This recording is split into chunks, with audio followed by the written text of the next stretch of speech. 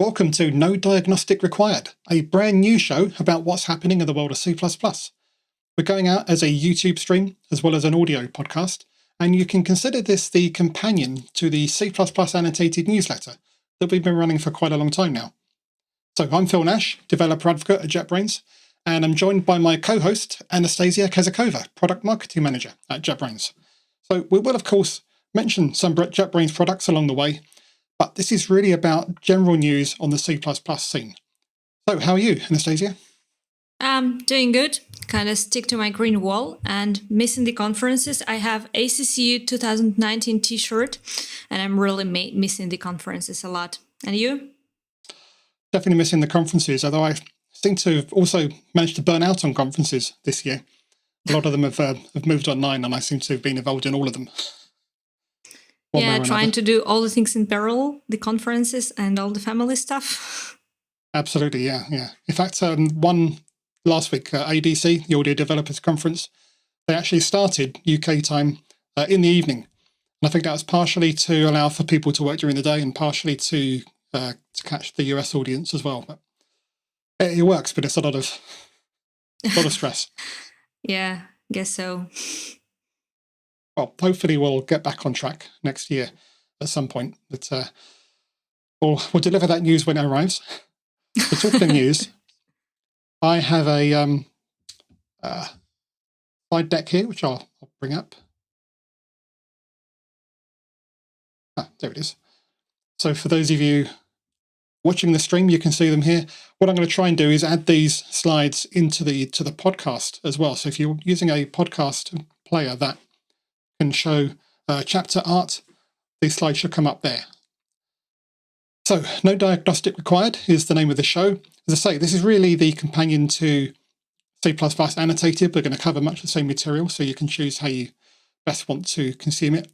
And we're going to cover, said November, but this is because it's our first one, it may be a bit more disjointed than usual. They're talking of new podcasts. There seem to be a few new C++ podcasts since CPPcast a few years ago became the very first C++ podcast, followed a couple of years ago by CPP Chat. In the last month, we've actually had two more, three now. We've had TLB Hit with the nice URL tlbh.it, ADSP, which is ADSPthepodcast.com, and then of course us. You could consider us NDR if we want to go for the fashionable acronym, No Diagnostic Required, which is another C++ term. And I believe there's at least one other podcast that's just launched as well. There is actually one missing here, but it's kind of in Russian. So if you do speak Russian, you can actually listen to it. It's pure virtual cast done by the program committee of the C++ Russia conferences. So we were so bored during the season, so we decided to run it weekly and not just around the conference. Right. So since it's pure virtual and it's in Russian, for most of it, that's probably going to be a bit abstract. Kind of. So TLB Hit, you may be wondering what that actually means. You know, in episode 1, which is the second episode, because of course it starts from 0, they spend the first 23 minutes building up to an explanation of what it actually means. So if you want to find out, you actually need to go and watch it. And then the ADSP is algorithms plus data structures equals programs, what that stands for. A little bit more accessible and great coverage of algorithms and data structures, as it says. So do check those out. And yeah, actually, I would like to say that TLB, it has one very big benefit, at least to me, over the many other things. It has a great script you can read through with the timing. So you can actually jump to the particular place of the audio just at the very proper timing, just reading through the other things. And it's actually great. I enjoyed it a lot. I'm missing these timestamps for many podcasts. Yeah, no, that is good. And especially where they do talk about source coding, you can see that all there in line. Yeah. Think of it almost like a slide deck for the show, because it's like in bullet points. It works pretty well. I'm not good listening to the code. I'm I usually prefer to read it. But with the podcast, it's kind of hard. But yeah. So great month for new C++ podcast, apparently. Now, we also have some more hardcore C++ news. So the ISO standardization committee obviously haven't really been meeting for most of this year, not since Prague in February. Usually we would meet 3 times a year. And first the Bulgarian event in Varna was cancelled because of the pandemic, and shortly after they even cancelled the next one, which I think would have been around now in New York. So they actually they've been holding regular telecom calls, Zoom sessions, lots of emails. Everything, of course, has moved online. Everything has continued, just at a bit of a slower pace. But they actually held their first plenary session just a week or 2 ago, I think it was. So usually at the end of a week of the committee meeting, there'll be a plenary session where everyone gets together and they actually vote, have official votes on what's going to be motioned to be adopted into the standard. And you can't actually get stuff in without the plenary. So it's the first plenary we've had since February. We actually finally got some new features into what's going to be C++ 23. There's also a new study group announced, SG22, which is going to be all about the interaction between the C++ standardization process and the C standardization process. Obviously, C++ started out as a superset of C, but they've sort of evolved on their own paths over the years, and they have actually diverged a bit. And in many cases, unnecessarily so. It's just been a case of people not talking to each other. So the last few years has been much more of a push to get us back onto a convergent path where we can. And this study group's all about that. So that's going to be hopefully quite a nice new study group. We also have a new editor. So there's an editor of the standard as a paper.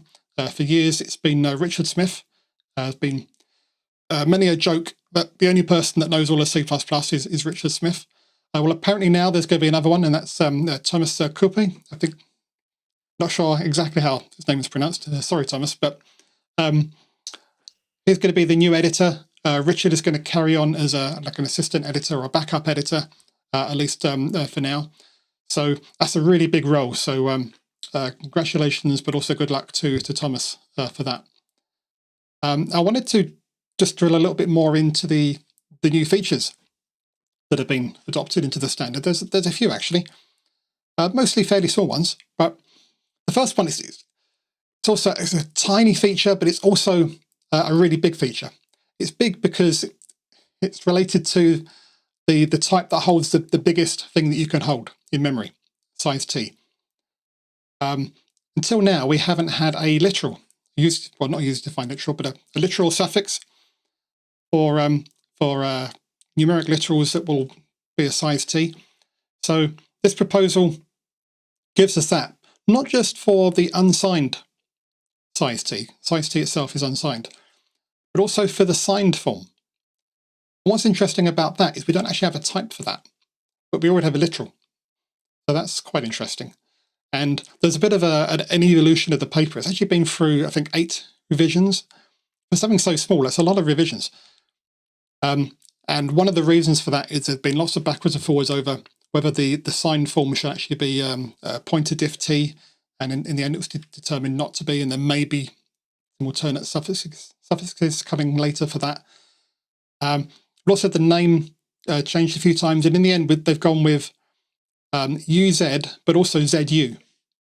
You can actually do it either way, and that will be the same for the pointer diff T ones as well. So quite a lot of that's exactly the point stuff. I actually didn't get. So maybe you can tell me the trick. What's the mnemonic? How to memorize what these suffixes are actually stand for? Because I read through the paper twice, and both times I didn't manage to remember the proper suffixes. Yeah, well, the paper is a bit confusing because of that evolution, and it's not everywhere completely clarified. So I actually reached out to John Hibbenid, the author, to check this. And yeah, he said he's going to try and do another update on the paper just to clarify all of this. But yeah, they decided that the U part of the suffix obviously means unsigned, but it can go either before or after the Z. And for the pointed diff T, which I think T is going to be the suffix, it'll be UT or TU. So you can use it either way around. You just get to choose, I suppose. It's something like const west and west const. What's going on there? Yeah, we can have unsigned east and west unsigned, I suppose. Yeah, probably that would help with the naming. Yep. Okay. We also finally got string contains. And I say finally, on the Reddit thread that links to Herb's trip report. I think one of the first comments, maybe even the first comment in there is, finally, C++ 23 contains string contains. It was interesting. So obviously this is just to see whether a string contains another substring. You've always been able to do this with find, but it's never felt quite right. It's always been a bit verbose and not quite what your intention is. So finally, something that actually captures your intent for quite an often used string feature. Again, there's a bit of confusion on the Reddit thread as to what this applies to. It's a string or basic string as well as string view. They both get this, so that's nice. And is it case sensitive? A slightly bigger feature. Talking about the contains. Case sensitive. Yeah. I don't think so by default. I didn't look into it enough to see whether there's a predicate that you can. So wondering, if you could tell it to be the case sensitive or case insensitive, that would be interesting. I can't say definitively not, but I don't think so. You have to check that for yourself. Exercise left to the reader. Yeah, let's left it to the listeners. And we've actually added a stack trace facility to the language, which is a bit of a bigger feature. So now when an error occurs, you can attach a stack trace to it so that you can see exactly where you are. Something which has, again, often been added by third-party libraries, which have always been a bit suspect in how they work and very platform dependent. So definitely nice to have a standard way to do that. Again, I haven't looked into the details of that, but something to watch for. Another tiny one is scoped enum. So we've had isEnum as a trait since C++ 11 at least, I think. And now we can tell whether it's a scoped enum. That's the enum class variety. You can distinguish that, which can be useful. And finally, again, getting back to this collaboration with the C standardization process. C has atomics and C++ has atomics. They are mostly the same with some differences. You can't quite implement one in terms of the other, although I believe some implementations do try to do that. So this is just an effort to unify that so that you can implement C atomics in terms of C++ atomics or vice versa. So yeah, just one of those things that just tidy things up a bit, tidy up some loose ends. That's quite nice. So nothing too earth-shattering, but considering we're just starting C++ 23 and we've had the backdrop of the pandemic and a complete change in how we work, I think this is already quite a nice start to C++ 23. Any other thoughts, Anastasia? I was recently listening to CPPcast. I guess it was the episode with Connor. They were discussing this very report, and the interesting point they raised up was many people are currently asking if the standard should slow down because the C++ 20 is big and we have all these pandemic situations. So should we really do that hard job trying to fit everything we want for C++ 23? Should we really stick to the shell? I see this fantastic job on this slide, and I see many goodies which are planned for 23. But maybe that's a point of a sense as well. Should we maybe do something like C++ 14 and clean up the C++ 20 a little bit? Or should we go for bigger things still as we plan to? That's an interesting point. I don't have a clear answer here. So it's good that the committee still proceed to some kind of regular work, not really regular because they don't have in-person meetings and not the like as what previously, when they have this full week, when they were meeting in person, discussing many things and resolving many issues, right now they have like all these telecons and this huge, I guess, Zoom call for a day. I'm not sure. So if we can deliver C++ 23 that way, following the regular schedule, that would be fantastic. But should we really do so, or should we like slow down? That's a good question. Would be interesting to know what the people think in the community. Yeah, I think that there are two types of people in the C++ world. There's those that think that the C++ committee are going much too fast, and then those that think that the C++ committee are going much too slowly. I don't think there's anybody in between. But yeah, that's how these things are. But I definitely have heard, and I think, yeah, maybe it was just from that CPP cast episode, that there is this feeling of, well, let's spend a bit of time concentrating on some of those things we don't get to otherwise. Just tidying things up, loose ends, that sort of thing. So I don't know whether that's more of an organic thing or whether there is a change in the planning, because I've not been keeping up recently with the committee process. So I know there was a big plan drawn up. These are the things we're going to work on for C++ 23. I don't know whether that's officially been adjusted at this point. Probably not.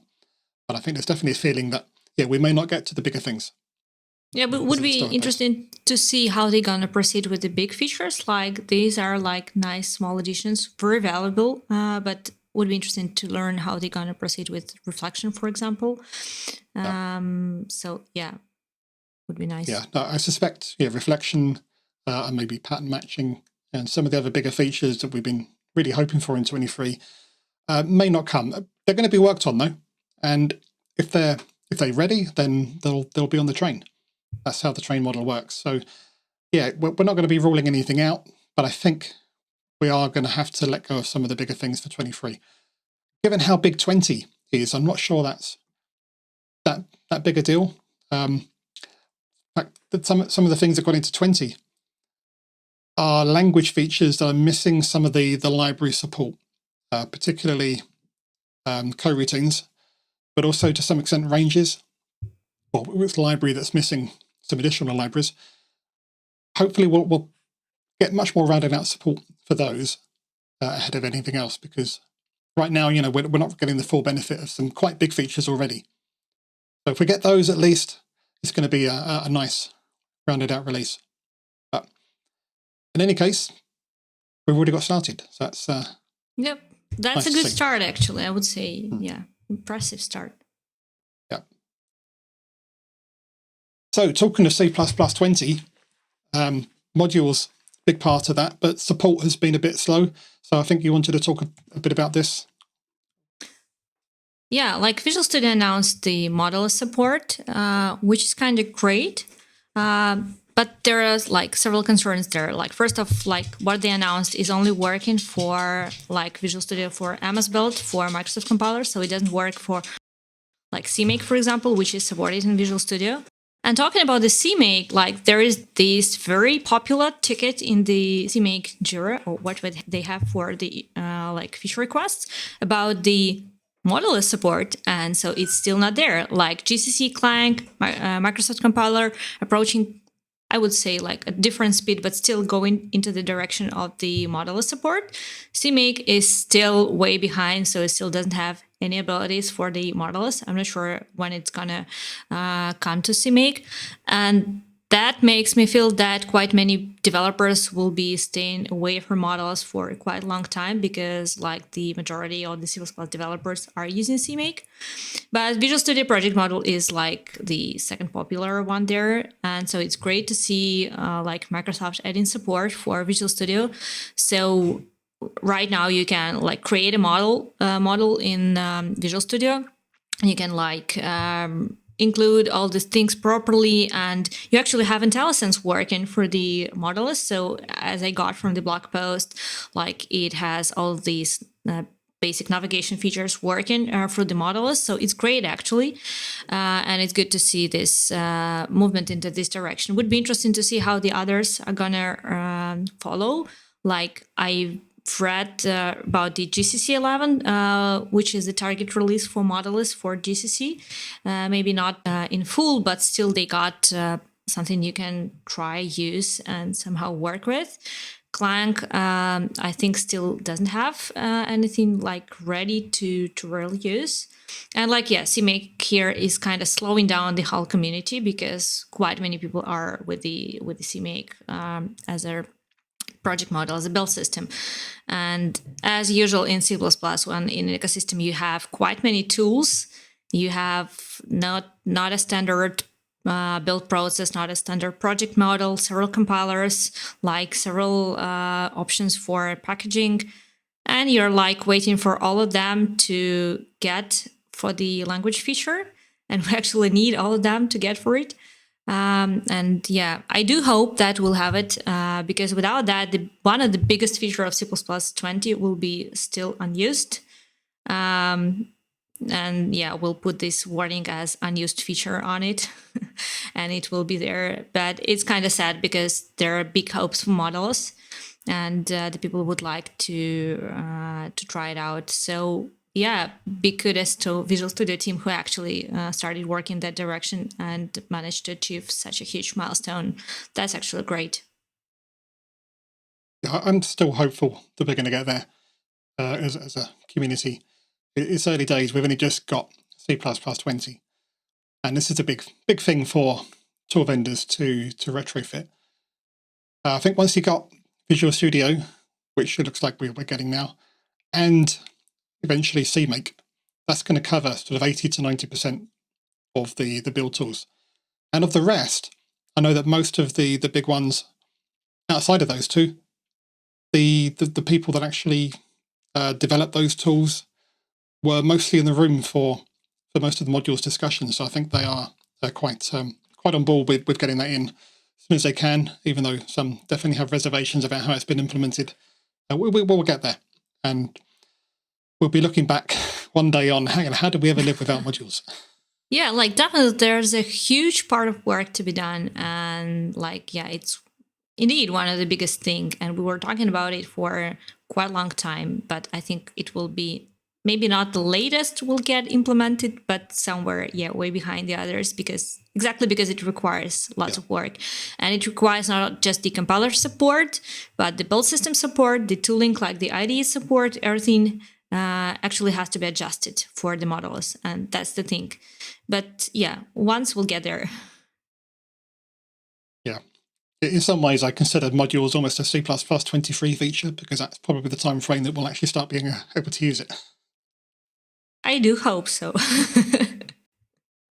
There was some other module news as well. It looks like we may be getting support in GCC 11, although last time I heard, which was a week or so ago, that was uncertain, but looking promising. So that will be another big push in the right direction. Yeah, there is some news that they're targeting GCC 11. It's good if they manage to achieve that. I think they mentioned like 25K lines of code for the implementation, which is impressive, I would say. Taking that it's not just the code, it's the compiler code. This is impressive to me, at least. So yeah, and they say that it's currently under review.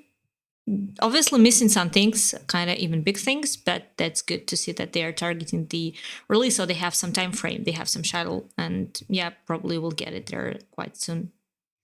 Whatever soon means. So, okay, you want to tell us about Qt 6 libraries in Conan? Yeah, and I would say like this is not a story just about the Conan, but again about the CMake. So it seems like Qt is coming to big Cs, these big Cs like CMake and Conan. And so, yeah, they are coming to this. So they actually announced that they're delivering several packages via the package manager. They're the something based on Conan. So it's Conan, CMake, Ninja. So to build, you actually need, I guess, CMake and Ninja. And so that's funny that they announced that they will be delivering, I think it's Qt 3D, Qt image format, and Qt network authorization libraries. And there's a very short blog post actually announcing that, so how you can get these libraries via the package manager right now. And the first question under the blog post is like, hey, I installed the beta or whatever they have, and I couldn't find like Qt 3D. I guess the question was about it. So where is it? And like, okay, so we just mentioned that we're gonna promote that, provide that via the Conan, so you have to get it via the package manager. But there is one very important point here, is that Qt is actively moving into the direction of the CMake. And this is very important. Like I do consider this very important, because they had QMake and QBS for Azures. They deprecated the QBS and the QMake is still there. But the fact that they now enable CMake in this or that way is very important, because it means that CMake is probably one of the standard build system, I guess, along with the Microsoft MS build, so it won't get anywhere from the ecosystem. But it's good to see that CMake is kind of getting into this thing. So yeah, that's the news, and I think it's kind of great. And it's interesting to see that the choice is for Conan. So because there is like Conan and VC package, so Microsoft is kind of around the VC package because they're contributing into it. They're the offers, and Conan is currently acquired by the JFrog, but that's a very interesting package manager. A little bit going into other directions together with the VC package. So I think they still target different use cases. And it's like, yeah, you can now try Conan for Qt 6, which is great. As you say, I think because they're going with CMake, they have to go with Conan as well to get all the Cs. Yeah, that's kind of connected. You got it. So you have to get all-purpose Cs, and there will be one more news about the other C, but a little bit later. I will hold it on. Okay, look forward to that. So here's another C now. Yeah. CLion. Are you going to talk to us about this release as well? Yeah, since we started talking about the Qt and big C, so there is one big C here, which is CLion, and we decided to get more into Qt support in CLion, and that's one of the biggest things we're going to have just quite soon with 2020.3. So we added the Qt support, and it's focused all around the code. So it just helps you create the Qt project with some Qt project templates, some Qt project files templates, and also completion for slots and signals. So the completion is actually filtered by the only the signal and slot options. So just a few nice additions for those who do Qt in CLion. Obviously, like many people probably prefer Qt Creator as a more natural choice, but now you still can do a lot with CLion and get some help from it for Qt, not just the pure C++ code, but some Qt-specific help. Talking about the other things in the release, since we decided to focus on embedded, we decided to add Misra support, and it's the coolest thing is that it's actually working inside the editor, just in the way the other code analysis checks are working in CLion. So you just, write the code and you get the check saying like this rule is actually not working here. So yeah, you're breaking this rule here. And there is a list of rules we do support. We still haven't implemented the whole like C++ and C Misra checks we started with. So we still have the whole AutoSAR ahead of us, and we're gonna do that, I think, in 2021. We're gonna approach that. But for now, like I've heard already this feedback who are doing the Misra checks, especially those companies who are in the automotive, who actually they have to go for the Misra certification, and they say like, okay, we'll go for it in any case, so we'll have to do that. We'll have to pass and get the actual certificate. But it's good that the actual issues are caught ahead while we're in the editor, so we can think about it in advance and fix them now, not when we're gonna like push the whole code to the certification. So that was the general idea, and it's good to see that the people actually got the use case. And then two other big things are the unit testing and the C-test support. And we were asked for, I guess, several years already when the C-test support gonna join the CLion ID. And we were saying, like, we were not going into it for quite long, mostly because C test, it's not a unit testing framework. They're like Google tests, they're a catch, thanks Phil. Like they're a boost test, they're like doc test and some others. But C test, that's the test runner. That's not the actual framework. That's like you can write any program and you can run it as test via the C test. So it was kind of conflicting with our own built-in test runner. So we had to fit it properly into the API for the unit testing framework. We managed to do that somehow. So the first version will be in 2020.3. There are still a few issues that we do not detect the actual framework inside the C test. So if you like, for example, launch catch test via the CLion or launch them via the C test via CLion, it would be kind of different a little bit, but we're going to address that probably next year. So, but yes, still the C test support is there. And since C test this is actually the part of the CMake packaging, I would say. So like CMake, C test, and C packet is nearly one thing. So it's just several tools being built into one tool set. And so C-test is very common for CMake projects. So now you can like run the C-test in CLion and get the results in the built-in test runner.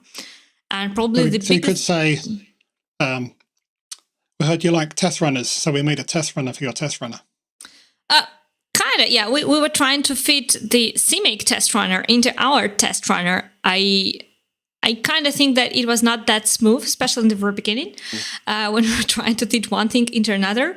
But we managed to got to the initial idea, so that they're kind of very similar. So they have, in essence, they're just about the same. So we just have to take the C-test output and put into our own test runner and fit these both test runners one into each other. We even managed to, get the debugging for the C-test. We're cheating a little bit. We're definitely asking the user which particular test he or she gonna debug, because like when you like try to debug several tests at once with a C-test, it's not gonna work. But it will ask you explicitly which particular task to debug, and like it will show you the pop-up, so you can go through it. And talking about the debugger, this is probably like until the very last weeks of the EAP program, which is the early access preview for the next version we have.